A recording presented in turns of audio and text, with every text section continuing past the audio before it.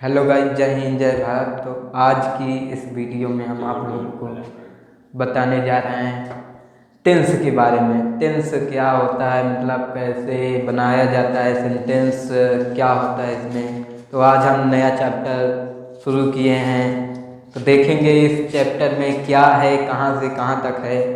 तो बात करेंगे आज इसी चैप्टर पर। तो देखिए, हमारा लेसन का नाम है tenses and their forms. Tenses and their forms, इसका हिंदी हो जाएगा हमारा काल एवं इनके रूप। तो देखिए, जो टेंस हमारा होता है वो 3 प्रकार के होते हैं। देखिए, टेंस निम्नलिखित 3 प्रकार के होते हैं। पहला हमारा है प्रेजेंट टेंस, जिसे हम वर्तमान काल भी बोलते हैं। और फिर हमारा है दूसरा का है पास्ट टेंस, भूतकाल जिसे हम बोलते हैं हिंदी में। फ्यूचर टेंस है भविष्यकाल। तो यहाँ पर हम प्रेजेंट टेंस की मतलब प्रेजेंट टेंस क्या होता है, तो देखिए प्रेजेंट टेंस जिसे हम हिंदी में वर्तमान काल बोलते हैं। देखिए, इस टेंस में प्रयुक्त वर्ब की फ्रॉम द्वारा यह प्रकट होता है कि कार्य वर्तमान काल में हो रहा होता है या हो रहा है। तो देखिए, इसमें हमें मेन पॉइंट हमारा ये रहा, कार्य वर्तमान काल में हो रहा है, जो मतलब अभी चल रहा है उसमें हो रहा है। तो जैसे देखिए, अब प्रेजेंट जैसे उदाहरण ले लिया जाए, वह पत्र लिखता है या वह काम कर रही है, तो ये हमारा वर्तमान काल हो जाएगा। ये सब एग्जाम्पल। तो देखिए, प्रेजेंट टेंस के निम्नलिखित 4 रूप हैं। कितने हैं? 4 भाग हैं या 4 रूप हैं, कोई भी बोल सकते हैं। देखिए, पहला हमारा है present indefinite tense. Present indefinite tense. दूसरा का है प्रेजेंट कॉन्टिन्यूअस टेंस। तीसरा का है प्रेजेंट परफेक्ट टेंस। और चौथा है प्रेजेंट परफेक्ट कॉन्टिन्यूअस टेंस। देखिए, इसको हम शॉर्टकट में भी लिख सकते हैं। देखिए, प्रेजेंट इंडेफिनिट टेंस को हम सिंपल भी बोल सकते हैं, तो देखिए, इसको हम इन प्रेजेंट लगा के इंडेफिनिट भी लिख सकते हैं, या परफेक्ट कॉन्टिन्यूअस लिख सकते हैं, और परफेक्ट खाली लिख सकते हैं, और इसमें परफेक्ट कॉन्टिन्यूअस टेंस भी लिख सकते हैं। तो चलते हैं अगले टॉपिक पर चर्चा करते हैं। प्रेजेंट इंडेफिनिट टेंस में क्या होता है, कैसे इसको बनाने का रूल क्या है, कैसे बनाया जाता है। तो गाइस, हमारा प्रेजेंट इंडेफिनिट टेंस, देखिए इसका पहचान क्या होता है, आईडी क्या होता है। देखो, जिस हिंदी वाक्य के अंत में ता है, टी है, ते है, क्या है? ता है, टी है, ते है आदि शब्द आते हैं, तो हमारा प्रेजेंट इंडेफिनिट टेंस कहलाता है या होता है वहाँ पर। तो देखिए, इसका कुछ रूल होता है। देखिए, अफर्मेटिव सेंटेंस बनाते समय वर्ब के संगे वर्ब के साथ यस या ई यस जोड़ते हैं या प्रयोग होता है। तो देखिए, नेगेटिव सेंटेंस जब हम बताते हैं तो इसकी जो सहायक क्रिया होती है वो डू या डज होता है। तो देखिए, नियम 2 हमारा क्या है। देखिए, नेगेटिव सेंटेंस बनाते समय डू या डज का प्रयोग होता है, तथा वर्ब का फर्स्ट फॉर्म का प्रयोग होता है। और डू डज कैसे कौन से वचन में लगाया जाता है। तो देखिए, डू का प्रयोग बहुवचन के संगे किया जाता है, जैसे यूं, बहुत सारे, वे, दे। तो इसके सबके संगे डू का प्रयोग होता है, और वर्ब का फर्स्ट फॉर्म का प्रयोग होगा। तो तो देखिए डज का प्रयोग एक वचन के लिए किया जाता है, जैसे ही, इट, सी, तो ये एक वचन के लिए प्रयोग किया जाएगा। तो देखिए अफर्मेटिव सेंटेंस का कॉन्ट्रैक्शन होगा, जिसको हम हिंदी में संरचना भी बोलते हैं या स्ट्रक्चर भी बोल सकते हैं। तो देखिए इसका संरचना है subject plus verb plus yes या यस प्लस ऑब्जेक्ट। तो जैसे हम एग्जाम्पल ले लें, तो वह स्कूल जाता है, वह स्कूल जाता है, तो ही गोज टू स्कूल।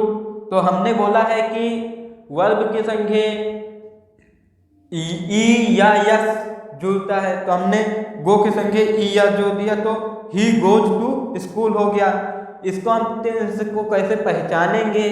तो देखिए जिस वाक्य के अंत में ता है, ती है, ते है, यदि इतना शब्द आता है तो हमारा प्रेजेंट इंडेफिनिट टेंस होगा।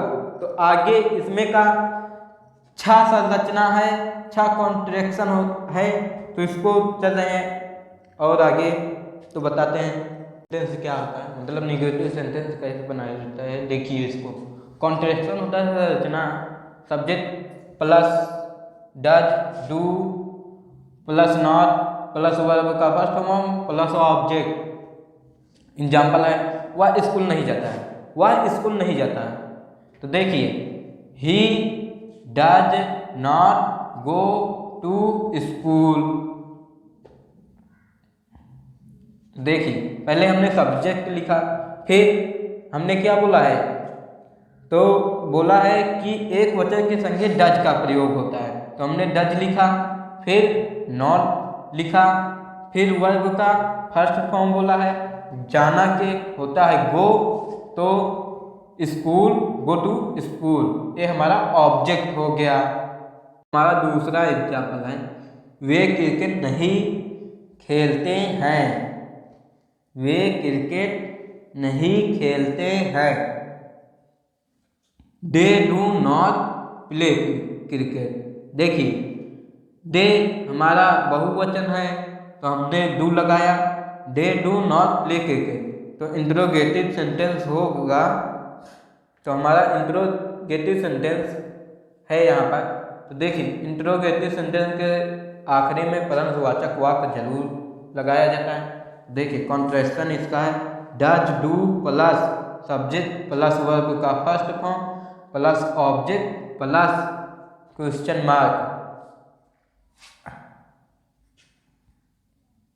तो देखिए क्या वह काम करता है, डज ही डू वर्क। देखिए डू मतलब हमारा करना होता है, तो हमने इस पर डू लगा रखा है।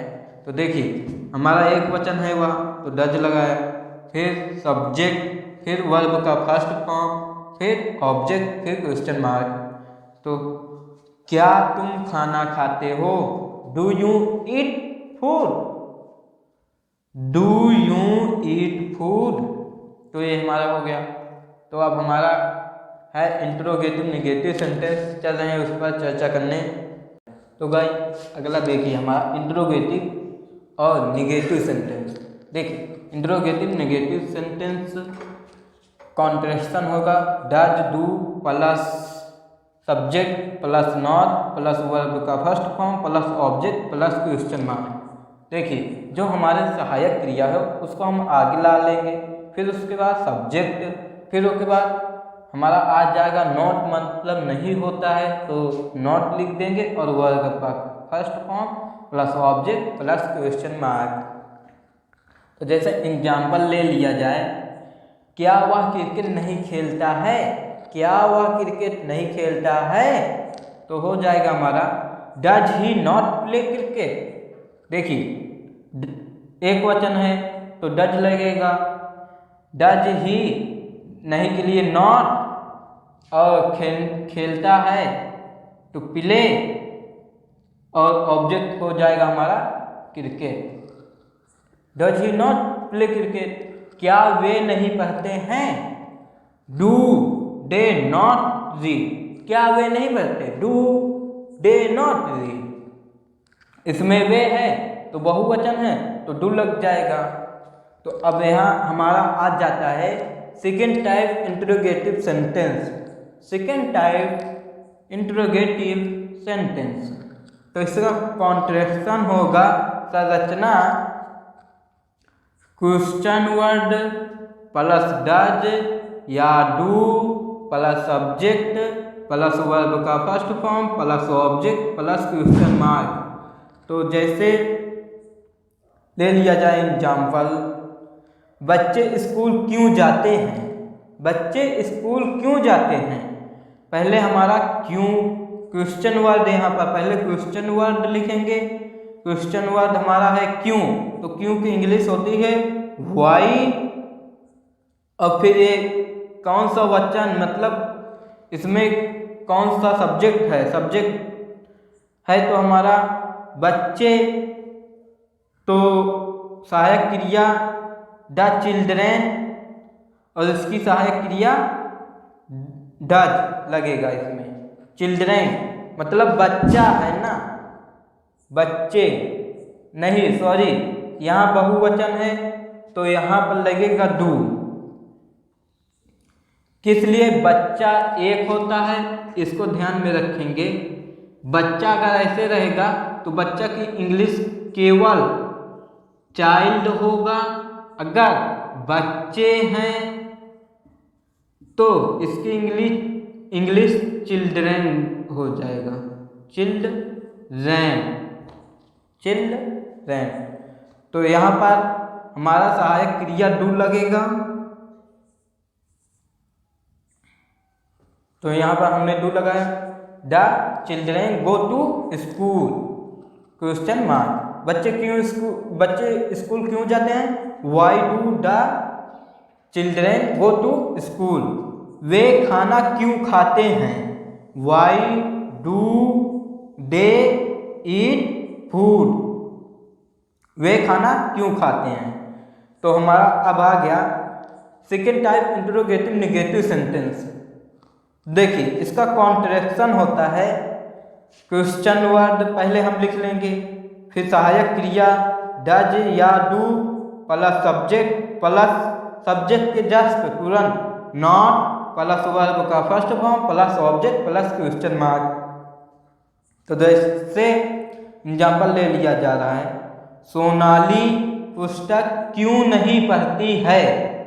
सोनाली पुस्तक क्यों नहीं पढ़ती है, क्योंकि इंग्लिश होती है वाई, हमने लिख लिया। और फिर सोनाली एक वचन है तो इसके संगे डज लगेगा, why does Sonali not read the book question mark. Anu खाना क्यों नहीं बनाती है, तो why does Anu not cook food. तो एक बार हम दोबारा से अपना जितना इस वीडियो में होता है तो देखिए, टेंस के 3 रूप होते हैं या 3 भाग होते हैं। पहला हमारा होता है प्रेजेंट टेंस, दूसरा पास्ट टेंस और तीसरा का फ्यूचर टेंस। और फिर हम बात करते हैं प्रेजेंट टेंस की। तो प्रेजेंट टेंस क्या होता है, देखिए जिसमें कार्य हो रहा हो या होता है। जैसे हम पढ़ा रहे हैं तो ये हमारा प्रेजेंट टेंस मतलब वर्तमान काल, जो वर्तमान में काम किया जाता है वो हमारा प्रेजेंट टेंस। और प्रेजेंट टेंस का 4 भाग है या 4 रूप हैं। पहला है हमारा इंडेफिनिट टेंस, जिसे हम सिंपल टेंस भी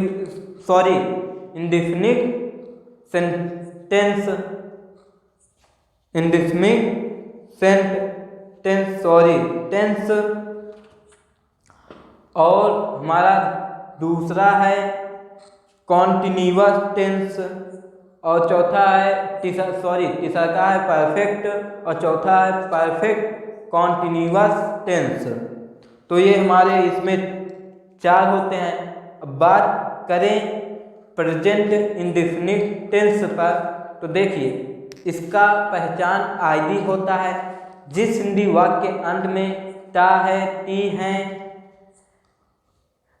टा है, टी है, ते हैं आदि शब्द आते हैं, वहाँ हमारा प्रेजेंट इंडेफिनिट टेंस होता है। तो इसका नियम होता है, देखिए पहले अफर्मेटिव सेंटेंस बनाते समय वर्ब के संगे यस या ई यस का प्रयोग होता है या जुड़ता है उसमें।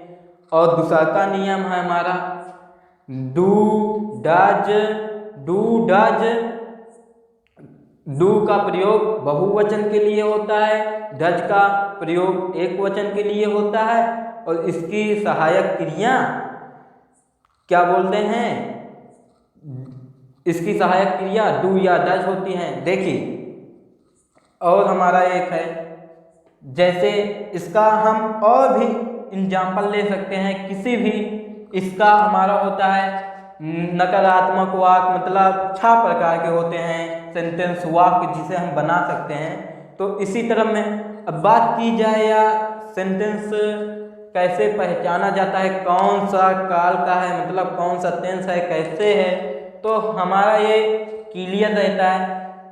जो आखिरी में जैसे टा है, टी हैं आते हैं तो हमारा प्रेजेंट इंडेफिनिट टेंस होगा। तो ये सबसे सीधा है।